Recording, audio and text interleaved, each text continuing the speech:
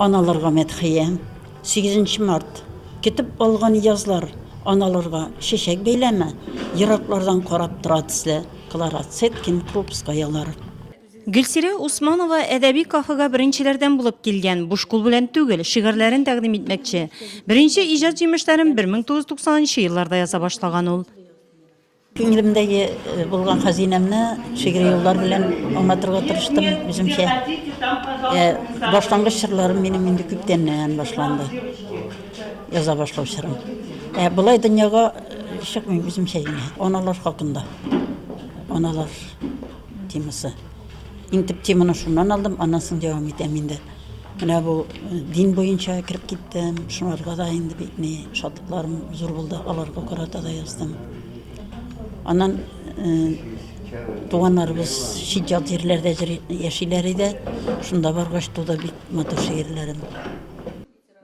Җирле шагыйрә Антонина Халипованың да бүләге һәркем өчен кызыклы.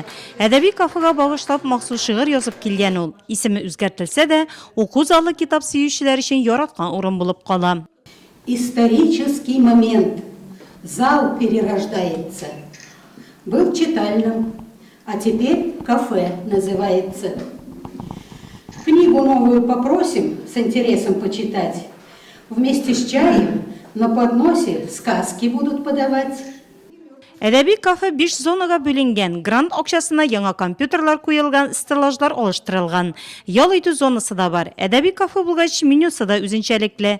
Кичәдә классик әсәрләрдән алынган рецептлар буенча кайнар ашлар, эчемлекләр, салкын кабымлыкка викторина, кайнар унлыкка яңа романнар, яңа әсәрләр тәкъдим ителде.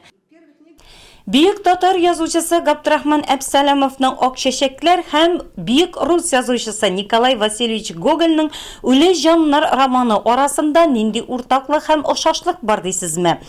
Нәкъ менә «Ак чәчәкләр» романы буенча әзерләнгән аш-су һәм «Үле җаннар» романынан алынган рецепт буенча эчемлек тәкъдим ителде. Бүген яңа гына ачылган әдәби кафеда. Әдәби кафеның ачылу максаты китап укучыларыбызны китапханәгә тагын да якынрак чакыру йөзеннән, алар кисеннәр иде, күбрәк белемнәрен арттырсыннар иде, күп китаплар, журналлар алып, газетлар, һәрбер кеше дә бит газета, журналлар яздыра алмый, хәзер бит киммәт. Үзәкләштерелгән китапханә системасы фондында 120 мең китап бар, 68 төрле журнал, 30 төрле газета яздырып алдыралар биредә. Шуның 14-се татар телендә нәшер ителүче журналлар, 12-се газета.